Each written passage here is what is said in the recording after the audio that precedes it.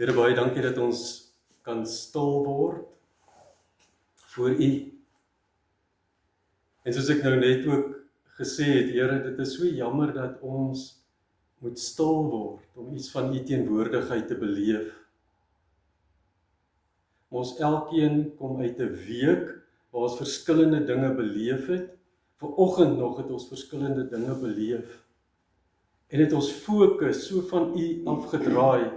Here, U sien ook in my belewenis in ons land is so gerig op persone wat vir ons uitkoms gaan gee. En ek wonder vanmôre, wat dink U? Ek wonder, as die woord sê, julle moet in alle omstandighede dankbaar wees, bid voortdurend.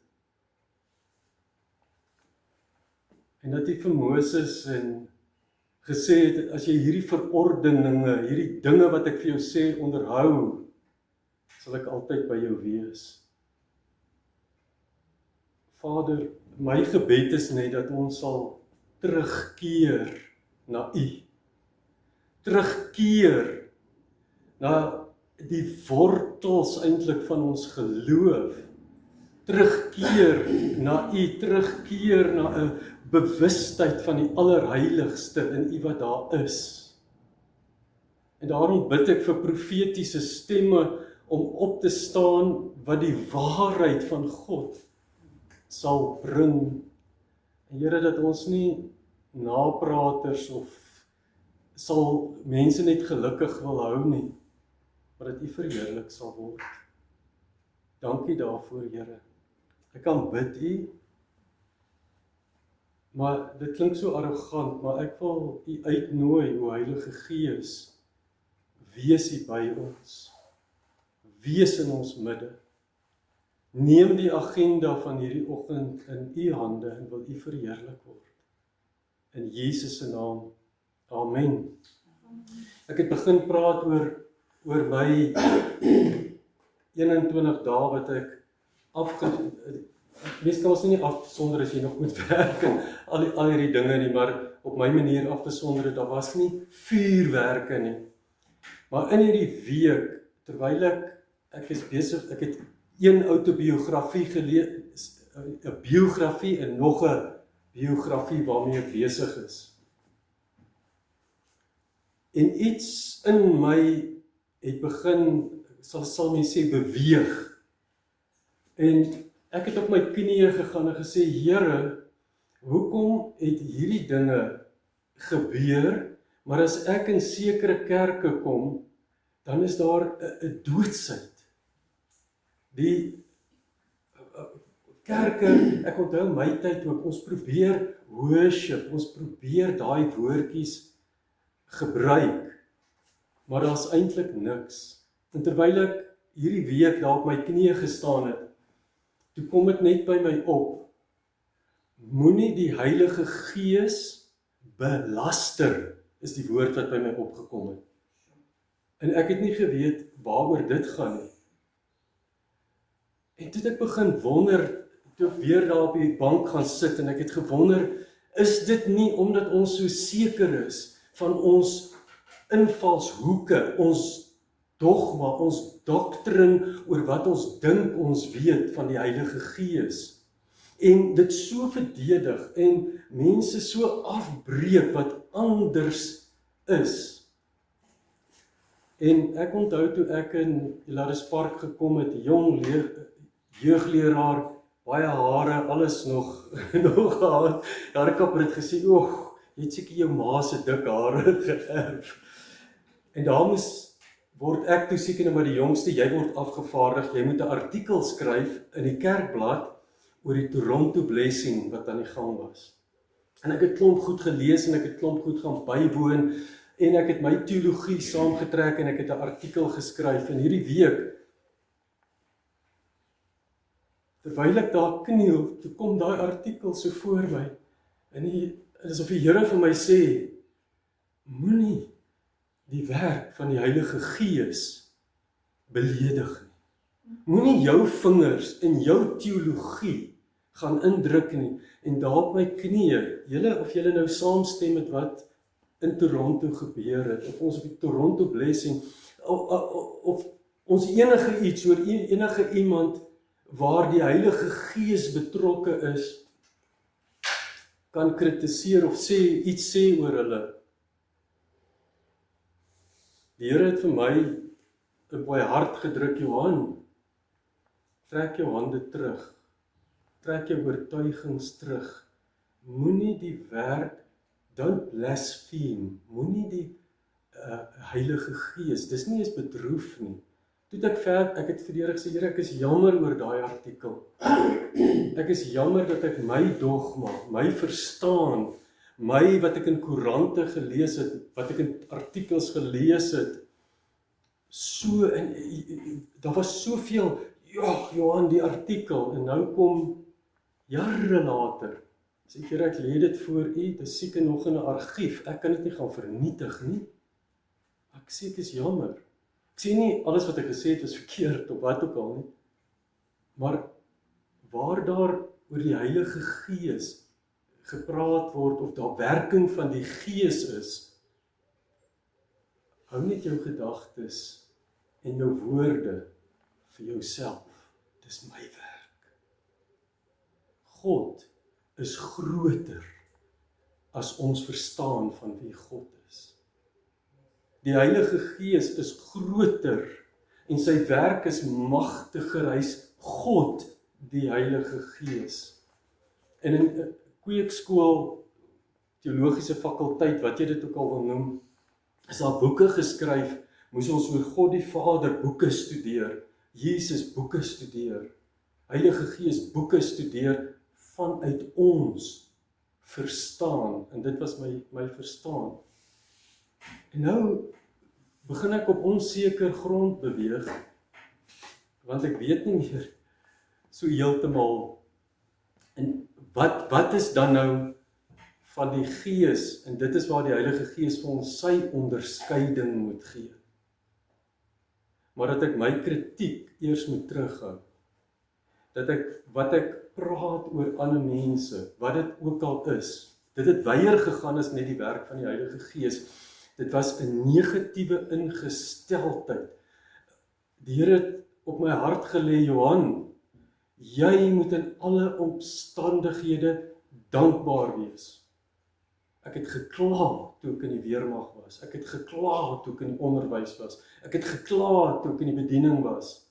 Nou kyk ek terug en dink, as jy inskryf die dag as jy tot bekering kom, wedergebore word, wat jy ook al dit wil sê, skryf jy jouself in by die Universiteit van die Heilige Gees.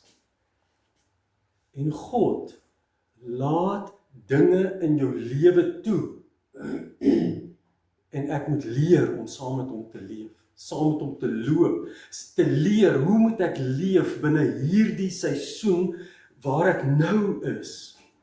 Daarom het ek het, toe ons by mekaar hier begin kom, het ons die sleutels van die koninkryk behandel. Ek bid dit nog elke dag, Here, ek bind my wil, dan sien ek hoe vat ek myself soos 'n klein seentjie. Ek het nou die dag weer gedink aan 'n foto wat ek wil laat druk en hom by my hou, van waar ek 'n klein seentjie is, om net bietjie met hom te praat en vir hom te sê, weet jy wat hierdie lewe met jou gaan doen, maar jy moet hou. Want as ons nou na Psalm 121 vandag ook toe kom, dit gaan daaroor, God is God. Ek neem miskien verkeerde besluite of swak besluite, maar dan sê sy woord, alles werk ten goeie mee vir die wat die Here lief het. En toe ek langs Andrei se sterfbed sit, en vir die Here sê, Here, hierdie geroggel, want daai woord kom toe by my op, alles werk ten goeie mee. Ek sê, hierdie geroggel, is dit van u? En toe ek so teruggery Pretoria, toe hy was daar in Johannesburg in 'n hospitaal, en ek het net kom stort, en toe Pretoria so inry, toe sê iets vir my, gaan lees vers 29. En dit kom daarop neer, alles werk ten goeie mee, sodat ons aan die beeld van Christus gelyk kan word. En nou het ek nie 'n horlosie om dop te hou nie, so julle moet nou vir my sê, dit is 3:30 of wat verby is. Psalm 121. om nou aan te sluit by wat ek nou gesê het, kan ek iets daar profeties sê? Ons moet baie versigtig wees met ons fokus op mense vir uitkoms, soos wat daar op die oomblik is. God gaan nie afgode toelaat nie. God is God.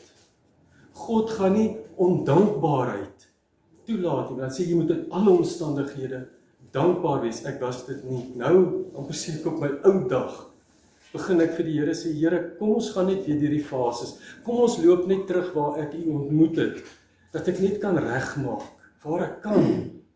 Ek kan nie waar ek soos 'n amper seker renoster in 'n kristalwinkel was. Ek kan dit nie regmaak nie. Ek kan nie daai kristal gaan optel en om verskoning vra en dink ek gaan verhoudings net regmaak nie.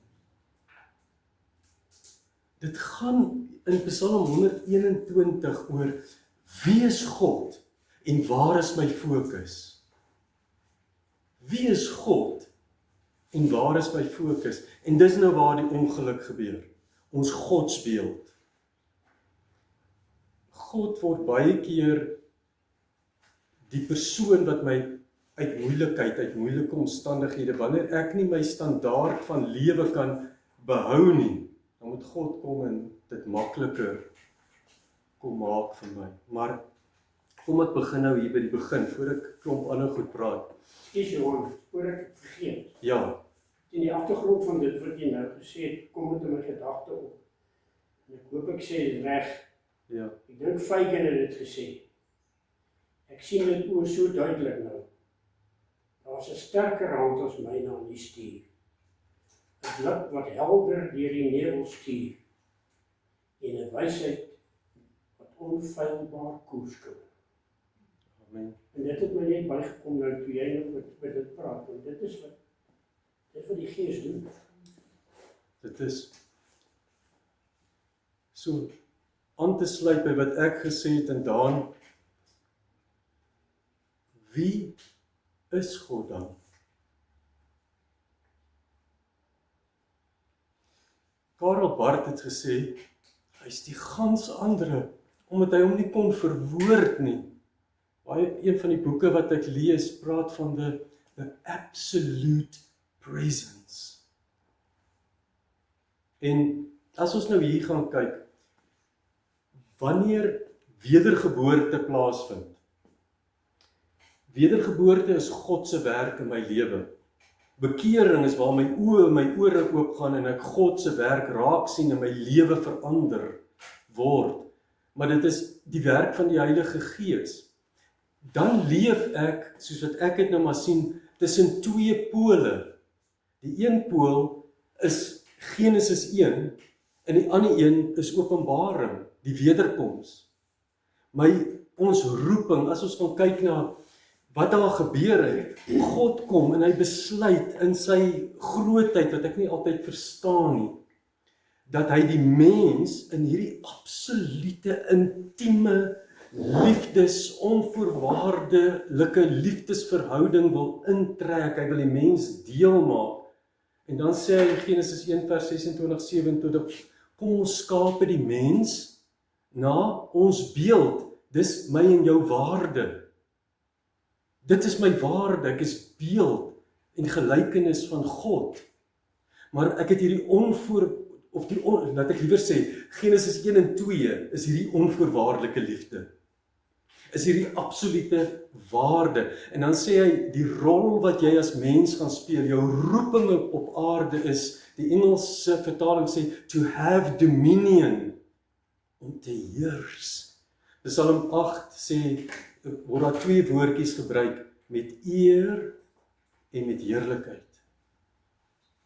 So, in daai twee, Genesis 1 en 2, is dit hierdie onvoorwaardelike liefde wat daar was. Dit was 'n gegewe. Daar was niks anders nie. Die rol was vas, julle gaan heers. En God het geskep en hy het reën gegee en Adam en Eva het saam met God gewandel. dit was hierdie intimiteit, die waarde wat hulle gehad het is, en wat herstel moet word in ons lewe is, jy is beeld van God. En as ek by die werk kom, al die klomp goed waar ek betrokke is op die oomblik, dan loop ek en dink maar, Here, hoe gaan u beeld gesien word? Deur my woorde, deur my optrede. En dan word 'n ou se lewe bid voortdurend. Jy het hierdie, al is dit nie met Afrikaanse of Engelse woorde nie. Gelukkig, dis nou wat in my lewe gebeur het. 10-jarige leeftyd het ek tot bekering gekom. Of my pa het by my kom sit en gesê, Johan, hy was 'n sterk EE3 man. En daar was dit nog net EE. En as jy vandag doodgaan, gaan jy hemel toe, ek het geweet so waar as vet. Hierdie toestand gaan ek dit nie maak nie. En ek het geroem daarom. Die ouens het getuig, ons kerk het baie getuienis gehad, en dink ek, good for you, julle gaan hemel toe, ek gee nie om nie, ek gaan nie. Dit was my houding. En in Psalm 9 staan ek op my knieë, my pa was vreeslik lief vir Israel en die Jode. En Meisie Pillemer het van Johannesburg af gekom, en ons het gebid, en ek het daar op my knieë gestaan, en skielik kom hierdie woorde, ek praat Hebreëus, die Here gee nou vir Hebreëus, maar ek het dit een kant toe geskuif, en eendag sê Tannie vir my, maar Johan, is jy gedoop, vervul met die Heilige Gees? Ek sê, ja, ek glo so, dit is ons glo, jy weet. Sy sê, maar ek gaan vir jou bid, maar dan moet jy net begin praat, soos wat in jou hart opkom. En skielik kom daai woord, wat ek is Psalm 9, en ek begin het help, sy sê, jy bid in taal. Ek sê, ek nie geweet nie, dit is van Psalm 9 af, wat hierdie goed in my kop aangaan, maar dit was nie aanvaarbaar nie. Daar was 'n paar goed wat nie aanvaarbaar was nie, maar in elk geval. So, God kom op wonderbaarlike wyse, hy red ons, hy gee ons waarde, maar ongelukkig het Genesis 3 plaasgevind. En kom roof die duiwel van ons waarde, selfs ons roeping en ons rol, en hierdie onvoorwaardelike liefde. Die ander pool is die wederkoms. En daar het ek 'n klomp skrifgedeeltes gegee wat julle ook na kan gaan kyk oor die voorbereiding as bruid van die Here Jesus. Maar iewers hier tussenin is daar 'n groot baken, en dit is die Here Jesus Christus. Sy geboorte, sy hele pad van lyding. Kyk, sy pad van lyding begin eintlik by die geboorte nie. Hy kom uit die heerlikheid van die hemel. Nou is hy hier op aarde. En sy kruisiging, sy sterwe, sy begrafenis, sy opstanding, en dan begin die verheerliking, by sy opstanding begin die verheerliking en sy hemelvaart. En dan, 50 dae later, word hierdie nuwe verbond, wat Jesus Christus ingelei het, word verseël deur die uitstorting van die Heilige Gees. Nou is die wette nie meer op kliptafels nie, dis in my, Christ in me, the hope of glory. Christus is in my, die hoop op heerlikheid. En hier, daai hele eerste inleiding wat ek hier vir julle gegee het op skrif, verduidelik iets hiervan, van die twee pole en die tussenin die Here Jesus. Maar nou weet julle, nou iewers hier tussenin is ek en jy gebore, en nou leef ons met 'n klomp uitdagings. En nou kry ons Psalm 121, miskien of ek het nou nie in die Bybel op te soek nie, miskien kan ek sommer hier kyk. Ek het die 2020 vertaling, 'n pelgrimslied, ek lees hier op bladsy 7 van die aantekeninge. Ek kyk op na die berge, waar sal my hulp vandaan kom? My hulp is van die Here wat hemel en aarde gemaak het. Hy sal nie toelaat dat jou voet struikel nie, jou beskermer sal nie insluimer nie. Kyk, die beskermer van Israel sluimer nie in nie, en hy slaap nie. Die Here is jou beskermer, die Here is jou skaduwee aan jou regterhand, bedag sal die son jou nie skaad nie, en snags sal die maan nie. Die Here sal jou beskerm teen elke onheil, hy sal jou lewe beskerm. Die Here sal jou uitgang en jou terugkeer beskerm, van nou af en vir altyd. Nou het ek net 'n paar inleidende gedagtes daar gegee. Psalm 121 is nie 'n teologie, of ons kan nie 'n teologie van God se beskerming of voorspoedteologie hier uithaal nie. Dis in die eerste plek is dit 'n uitroep na die Here, dis 'n geloofsverklaring, en dan is dit 'n seën wat uitgespreek word. En dit is wat ek dan daar ook gesê het, dis 'n pelgrimslied. Wanneer hulle na Jerusalem toe gegaan het, 3 keer per jaar, dit staan iewers in die aantekeninge, 3 keer per jaar, moes die manne voor God verskyn in Jerusalem.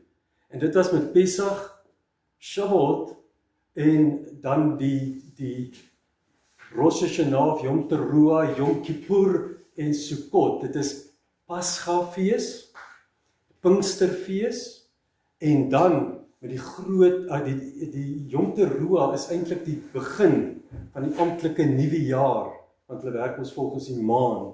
En dan 10 dae later was die groot versoendag, en 5 dae later het die fees van tabernakels of die loofhuttefees het dit plaasgevind vir 7 dae. Nou die hele jaar het hulle voorberei, die gesinne, sê maar dis in Nasaret, voorberei, en dan reël hulle in Nasaret, almal wat kan saamstap, dan begin het, hulle het sulke busse gestap, maar dit was baie gevaarlik. Maar ek wil vandag van 'n ander invalshoek gaan ek met jou praat. Ek wil net nog 'n paar aantekeninge, net wat ek hier geskryf het. Die vraag word gevra omdat hulle of van Nasaret af stap in hierdie berge sien op pad Jerusalem toe, of hierdie feestelikheid is verby. Hulle was saam gewees. Kyk met die loofhuttefees bly hulle daar in tydelike tente, sukkas. Sukka is 'n tydelike tent wat hulle herdenk die 40 jaar in die woestyn. Dan het hulle almal daar saam. Dit was 'n feesviering gewees. En die families het weer by mekaar gekom. Hulle het al die seremonies by die tempel bygewoon. En dit was net 'n lekkerte. En dan skielik op 'n dag is dit verby. En nou, dit was die toneel wat in Jerusalem was. Maar op persoonlike vlak het my pa baie keer hierdie psalm, wanneer ons uit die huis uit gaan, ek onthou toe ek in standaard 8 saam met die Transvaalse jeugkoor oor see gegaan het, daar in die kombuis, het ons almal om die tafel gesit. Dan het my pa Psalm 121, dan het ons op ons knieë gegaan. Ons het daai tyd nog gesin, baie op ons knieë. As ek dit sien, dan sien ek hoe staan ons looitjie daar, amper seker met ons boude in die lug, en op ons knieë en bid. En dan het my pa hierdie gesê, ek stuur hierdie saam met jou, dat die Here jou gaan toevou, waar jy ook al gaan. So dit is herinneringe wat ek het. So, nou het ek vir jou beskryf daar, en ek het mooi dit daar geskryf, hoe die toneel in Jerusalem kon wees. Onthou, dit lyk nie soos dit nou lyk nie. Dit was die tempel, en dan die Dawidstad, en verder was dit oop. Dit was woestynerig. Woestyn is nou nie soos die name nie, dit is baie klipperig. En maar van Jerusalem af, as jy daar soos van Mount Scopus af nou, as jy terugkyk na die Dooie See se rigting, dan sien jy hierdie onherbergsaamheid. En hulle moes stap, en daar was moordbendes, en daar was siektes, en alles wat kon gebeur het. So nou, skielik besef hulle, of hulle besef, ons moet in Jerusalem kom, of nou, die toneel wat in my hart geleef het is, dis verby. Hierdie lekkerte is verby. Hierdie wonderlikheid. Psalm 84, wat Dawid so sê, Here, ek wil in die tempel wees. Kyk net daar, mossie, kan nes maak daar in die mure, maar ek moet ver van die tempel af wees, want onthou hulle hele raamwerk was die allerheiligste, waar God sy teenwoordigheid was. Nou moet hulle weggaan. Nou lê die lewe voor. Ek moet teruggaan na my werk toe. Dink net aan jou eie gedagtes. As iets lekkers verby is, of as Sondag verby is, toe ek nog skool gehou het, jare terug, daai Sondag aand blues, wat 'n ou ons van gepraat het. Of selfs in die gemeente. En nou sê hulle, staan en kyk, en die priester staan nie by hulle. Onthou, die hoëpriester was in die allerheiligste, hy is in 'n ander dimensie van eintlik die ontmoeting van God gehad. Daar het God gesê vir Moses, hier op die verbondsark, daar gaan ek met jou praat. En die hoëpriester het daai belewenis gehad. Nou kom hy uit hier by die volk, en hulle wiele is pap. As jy gaan lees maar net wat gaan in die koerante nou aan. Maar nou sal ek daarvan gehou het, as ons by daai amper magteloosheid kom, maar nie Amerika te kyk nie, maar God te kyk. En sê, ek kyk op na die berge, weet nie wat môre vir my inhou nie. Hierdie week as ek weer so half bekommerd, as hierdie mediese eksperiment waarop ek is verby is, gaan ek weer terug na my eie ekseem lewe toe. Skielik het dit by my begin leef, en dan word dit so 'n werklikheid. Ek kyk op na die berge. Ek kyk vas in hierdie situasie. Jy kan jou eie situasie skets op die oomblik. Ek kyk vas daarteen. Want onthou, wat wil hierdie Psalm sê? Kyk jy in die berge vas, of hoor jy die versekering van God? Is jou soeke dieper na God? Here, kom doen dit weer vir ons. Kom gee weer herlewing. Kom gee weer dat ons terugkeer na U. Of is dit, ek moet my dokumente regkry. Ja, die hartseer van alles is, almal gaan nie eens kwalifiseer nie, want ek dink nie baie ouens se lewens word regtig bedreig nie. In elk geval, Here, waar vandaan? Hulle het nie eens Here gesien nie, hulle het net die berge gesien. En hulle gedog, hierdie bendes en hierdie wilde diere, en ons kan siektes opdoen in hierdie berge, waar gaan my hulp vandaan kom? En nou staan die hoëpriester hier langs, hy is in 'n ander dimensie van fokus. En onthou, dis my en jou rol nou op aarde, nie?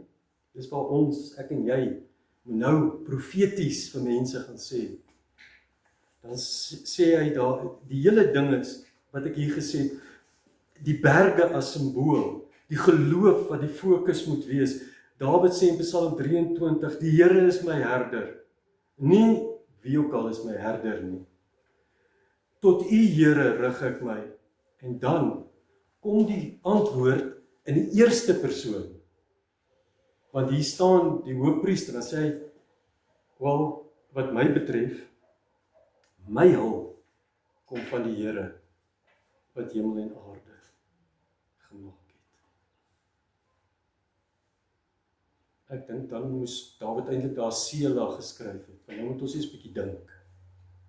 My hulp kom, dis 'n geloofsverklaring, en ek het daar gesê, op een of ander plek op die aantekeninge, Here is met hoofletters, want dis Jahwe, dis die verbondsgod, dis die God van Abraham, Isak en Jakob, onmiddellik toe hy vir hulle sê, my hulp kom van Jahwe. Toe weet hulle, maar ons is in verbond met God.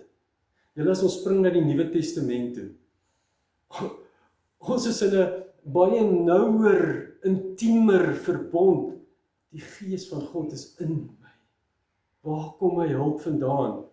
Dis daai stil word, jy sien, dit is daai, ek het 'n ander, wat ek eintlik vandag met julle wou gepraat het, en toe verander dit nou hier in die week is, hoe om 'n stil hart, keeping a quiet heart, hoe om jou hart stil te kry, sodat God kan gehoor word, want dis waar die probleem kom.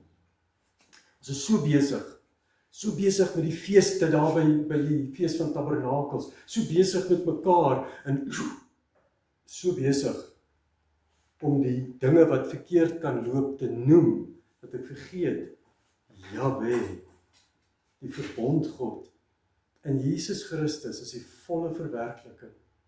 Maar daai sluiting, daai besnydenis wat plaasgevind het, is my en jou hart, wat innerlik besny is. Alles wat eintlik in die Ou Testament buite was, is nou in my.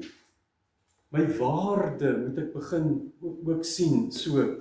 So dit is die hele denke van die verbond.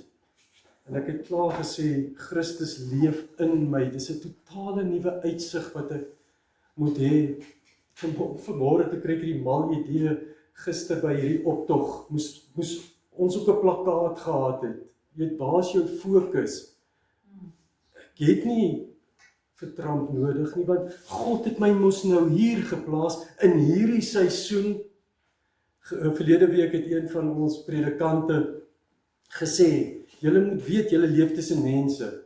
En waar mense is dit morsig. En waar dit morsig is dit ongemaklik. Dis ongemaklik, julle.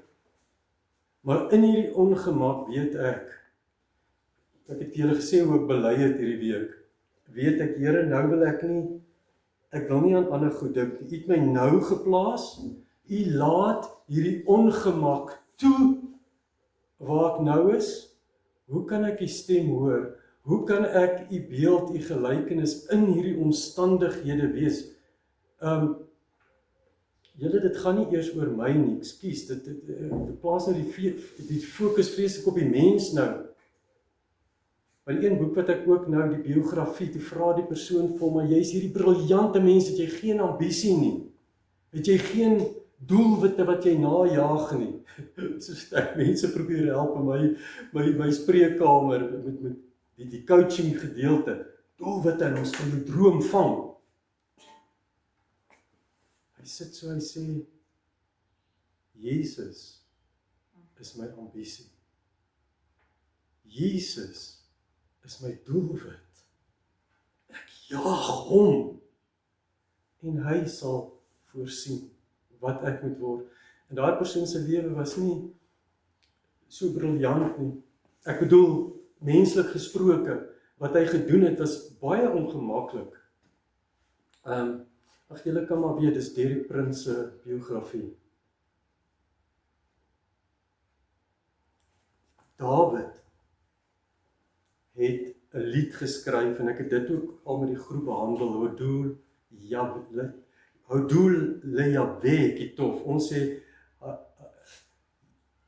Hodul Ladonai Kitov, omdat ons nie die Yahweh wil sê nie, maar dit is die verbondsgod. Loof die verbondsgod, loof die Here, want hy is goed.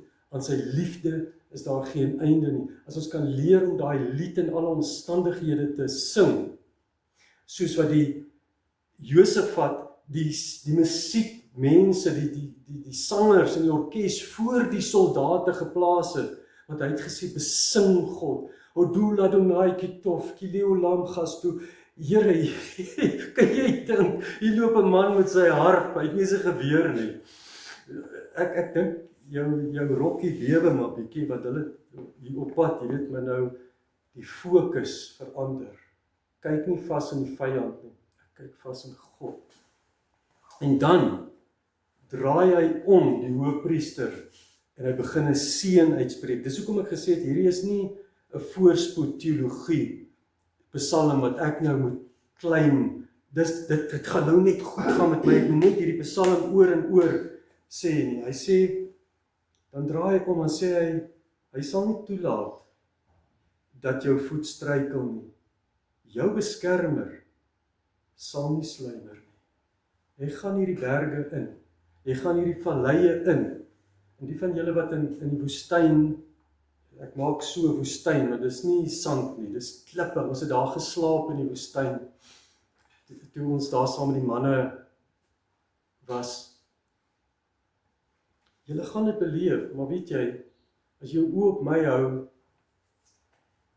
sal jy nie eens jou voet laat stryk En dan gebruik hy die woord, en ek wil bietjie daaroor praat, beskermer.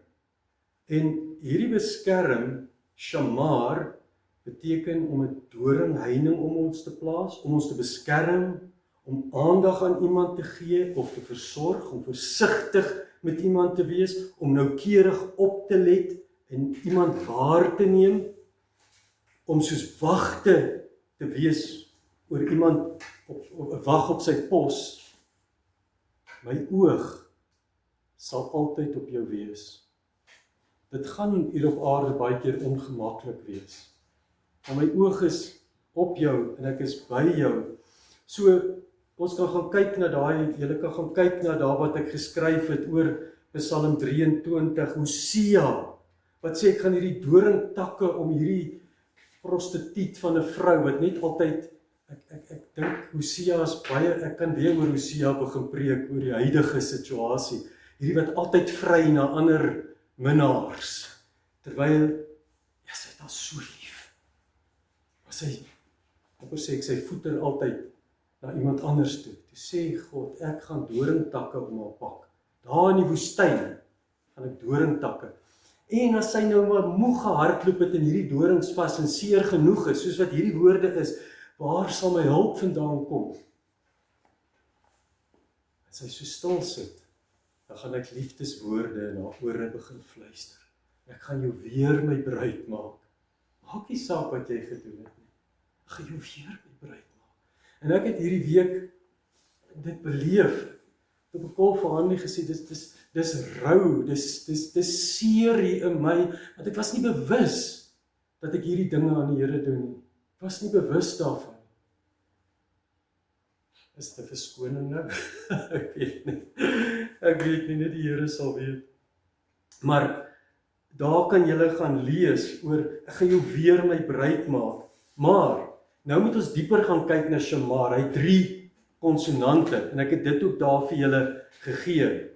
Die S, die M en die R, Shamar, dit is die Shin, wat Shalom, God is die God van Shalom, hy is die Shomer, hy is die bewaarder, hy is El Shaddai, hy is die God die Almagtige, maar hy is ook die God wat die Shema Israel, Adonai Eloheinu, Adonai Echad, hoor, en dat woordjie beteken, hoor en gehoorsaam. So dit is alles in God ingesluit, in 'n volmaakte manier. Nou moet ek dit deel van my lewe maak. Die meem is lewende water. Julle sal sien, ek het net vir interessante die getalswaarde ook daar vir jou gesit. Want Chinees en Hebreëus is die enigste tale wat kyk is net konsonante. Later jare het hulle die vokale bygesit. So die een ou ons gesê het, jong, jy moet net nie 'n vlieg sy voetjies in ink sit en oor hierdie bladsy loop nie, want dan gaan ons snaakse goed lees, want dit is mos kolletjies en streepies, die vokale. So hierdie konsonant, alles het 'n prentjiewaarde en alles soos 'n betekeniswaarde en alles het 'n getalswaarde. So as jy die Hebreëus kan vat en jy vat die getal, dan gaan jy uitkom by wat dit eintlik ook beteken. So meem beteken lewende water. Hy bring ons by waters waar daar rus is. In Johannes 7 staan Jesus by die loofhuttefees en hulle het nou hierdie waterseremonie gehad. En dan sê hy, as julle in my glo soos die skrif sê, lewende water. Hy is die God wat die lewende water uit jou gaan laat vloei. En dan resh is ons menslike redenering teenoor gehoorsaamheid. Daar's altyd hierdie wil, onthou ons het 'n wil ook. As jou wil, hierdie ding wat ek sê, Here, ek bind my wil, wat sê ek eintlik? Here, ek gee my wil oor aan U. Ek bind myself soos 'n babietjie met 'n kombers of ietsie op die rug. En ek het op die punt gekom vir die Here te sê, Here, ek wil nie meer my eie besluite neem. Ek sien nie meer kans daarvoor. Dra my op die rug. Ek bind my wil. Ek doen dit eers. Ongelukkig bid ek dit vir julle ook soos daarna. Ek doen dit eers vir myself en dan gaan ek het so 'n hele lys name wat ek aframmel. En sê, Here, hulle is ook sommer hier saam vasgebind. Dra hulle net, dat u wil is soveel groter vir hulle, dat ons dit net begin raak sien. Die mens het vrye keuses, en dis hoe 'n verhouding werk. 'n Verhouding is vryheid, maar ook met verantwoordelikheid. Baie keer moet ek, en dis wat in ons huis nie gebeur het, ek moet ook vir my kind die vryheid gee om keuses te maak, met die hoop dat dit verantwoordelik gaan wees, maar as dit onverantwoordelik is, gaan ek nog steeds lief wees vir my kind. In 'n huwelik werk dit dieselfde, in enige vriendskapsverhouding, daai vryheid moet gegee word. Met die ander persoon moet die verantwoordelikheid ook besef. En die manier wat ons dit doen, is om te dien. Vryheid, verantwoordelikheid, maar ek dien.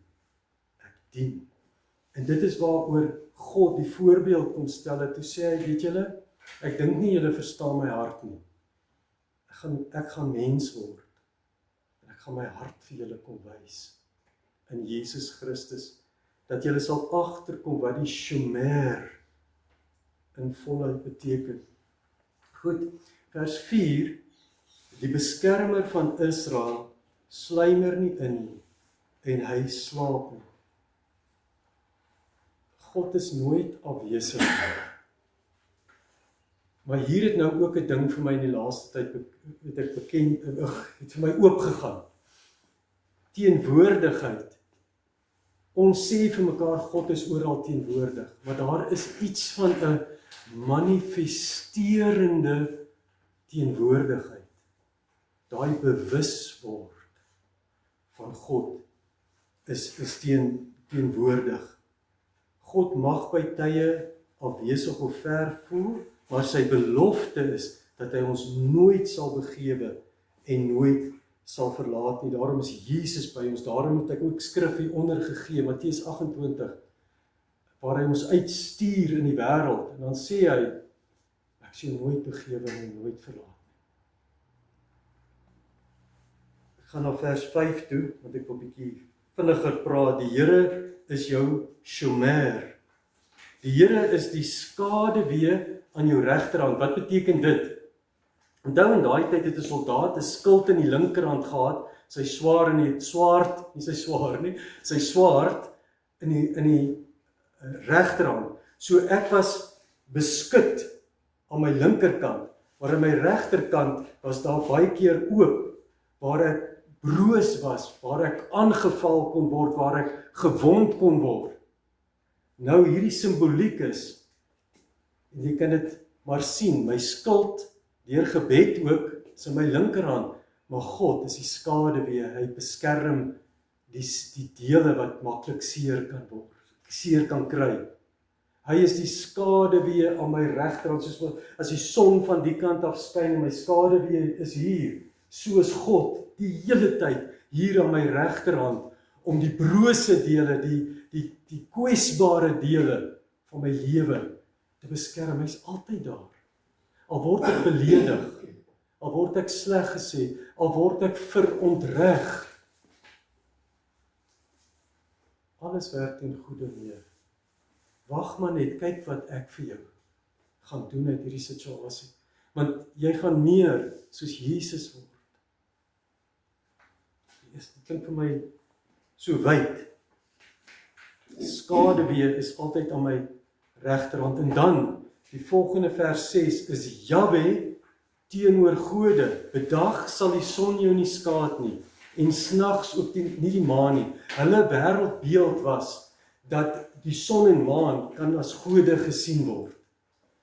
So, dit kan as slegte gode, want hy sê hierso, die son sal jou nie skaad nie, ook nie die maan, ook snags nie die maan nie. Maar God is die skepper God. Baie keer kom Satan en hy steel dit wat God gedoen het, en hy vervorm dit so bietjie na iets anders, en dan gaan almal agter dit in. Maar God kom sê, ek het selfs dit toegelaat. Dat jy kan dit as onheil sien, maar ek het dit geskape.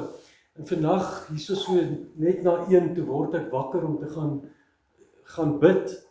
En toe kom dit by my op. En ek het dit toe vir julle hier ingeskryf. Die son, die maan en ander planete is dikwels as gode of bose magte gesien, wat dags en snags kon heers. Maar toe kom as ons teruggaan na Dawid toe Goliat voor hom staan, toe sê hy, maar hierdie God is Elohim Gai, hy is die lewende God. Oral waar in die Ou Testament die woord lewende God kry, word dit teenoor gode en afgode. Daai goed bestaan nie, sê, hoewel dit Efesiërs 6 sê, die bose bestaan. Die probleem net daarmee is, die duiwel is vir ons onsigbaar, maar ons is sigbaar vir hom.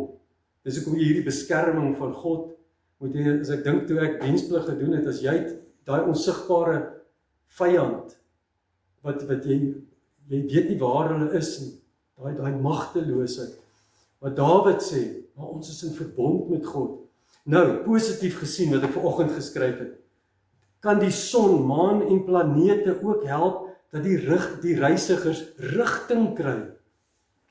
So, as julle dit dan as boos wil sien, en as daar boos is, God kom en hy gebruik dit wat hy geskep het, vir sy doel in die lewe. Moenie dat julle mislei word en nie toegee aan dit staan die duiwel teë, sê Jakobus. En in Maleagi 2 het ek wakker geword daarmee vanmôre.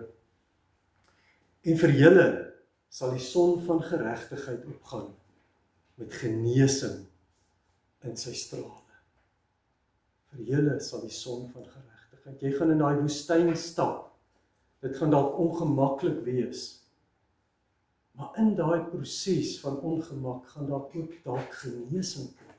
Jy gaan jou bestemming bereik, want God is teenwoordig. Hierdie woordjie in vers 7, die Here sal jou beskerm teen elke onheil. Hy sal jou lewe beskerm. Daarom het Jesus gesê, verlos ons van die bose. En as jy na daai Griekse woordjie gaan kyk, dan is dit neutraal of manlik. So dit kan al hierdie omstandighede in ons lewe beteken, of dit kan Satan beteken. So verlos ons van die bose, Here, asseblief, help my net in hierdie situasie waarin ek is. Jy kan bid vir uitkoms. Jy kan die Here vra dat hy verlos jou daarvan. Ons mag vir die Here dit vra. Vertrou hom, hou die fokus op hom en reageer op die inspraak van die Heilige Gees, dan sal daar ook 'n loflied uit ons harte kan opgaan. En dan die laaste vers is, die Here sal jou uitgaan en jou terugkeer beskerm van nou af en vir altyd. So die volk gestaan by Jerusalem en die soldate het by die poorte uitgestap en dan het hulle hierdie ook oor hulle uitgespreek. Hulle stap uit die geveg in. Maar die Here sal ook jou terugkeer en toe daaroor dink ek, hulle gaan die geveg in en die Here is by hulle, maar nie almal gaan lewend daai poorte terugkom nie. Hulle gaan dalk op 'n draagbaar of iets terugkom. Daar gaan verwonding plaasvind, waar ons wat dan, of die wat heel is, mekaar moet versorg, dat ons die hande en voete van die Here kan word. So sal elkeen uitgaan, het ek geskryf, en gebore word, en die lewe trotseer met alles wat op aarde kan gebeur. Sommige sal ook op die roepstem van die Gees reageer, wedergebore word, gedoop word met die Gees, en 'n lewe van gehoorsaamheid aan God lewe, dan die heerlike tuiskoms, want die Here elke kind sal kom haal, by ons aardse sterwe, of met die wederkoms. Sy beskerming is dus nou oor ons, maar ook oor ons hele lewe tot in ewig, sy beskerming is dus nou oor ons, maar die lewe sal ook lei tot die ewige lewe vir elkeen wat in Jesus Christus glo. Die pole is dus, daar waar ons geskape is, geroep is die waarheid toegegees, en ons moet lewe na die wederkoms toe. Tussenin life happens, en is ongemaklik, maar hierdie Psalm wil vir ons sê, wie is God? Gaan kyk na hierdie gedeelte, kyk wie God in alles is. En waar is my fokus? Want die hoëpriester sê net, my hulp kom van die Here. En daarom het ek geskryf, ons as pelgrims kan uitroep, ek kyk op na die berge. Waar sal my hulp vandaan kom? In ons profetiese en priesterlike rol verklaar ons geloof. My hulp is in die eerste persoon, is van die Here, is van Jahwe, wat hemel en aarde geskaap het. En in ons profetiese en priesterlike rol spreek ons die seën uit. Hy sal nie toelaat dat jou voet struikel nie. Jou beskermer sal nie insluimer nie. Kyk, die beskermer, kyk waarop is die fokus in hierdie Psalm. Kyk, die beskermer van Israel sluimer nie in en hy slaap. Die Here is jou beskermer. Die Here is jou skaduwee aan jou regterhand. Bedag sal die son jou nie skaad nie, en snags ook nie die maan nie. Die Here sal jou beskerm teen elke onheil. Hy sal jou lewe beskerm. Die Here sal jou uitgang en jou terugkeer beskerm van nou af en vir altyd. Here, net U kan Uself aan ons openbaar. Net U kan ons kom verander, dat daar 'n metamorfose in ons plaasvind, ons totale menswees verander. Maar al wat ons vanmôre net wil sê is, Here, die fokus moet op U wees. Here Jesus, soos wat ek vandag en ook op pad hiernatoe, Here Jesus, Seun van die lewende God, wees ons as sondaars genadig en ontferm U oor ons. Here Jesus, Yeshua HaMashiach, wees die fokus, kom net opnuut in ons lewens in. En neem net weer die sentrale plek in ons lewens in, daar waar U wil wees. En ons is jammer, Here, ons is jammer oor alles wat in ons land, die haatspraak uit alle rigtings, die ontvlugting, die fokus op persone, terwyl eintlik wil ons teruggaan en terugkeer na U. Gee dat dit in ons land sal gebeur. Ons bid dit in die naam van Jesus Christus, deur die kragtige werking van die Heilige Gees. Amen.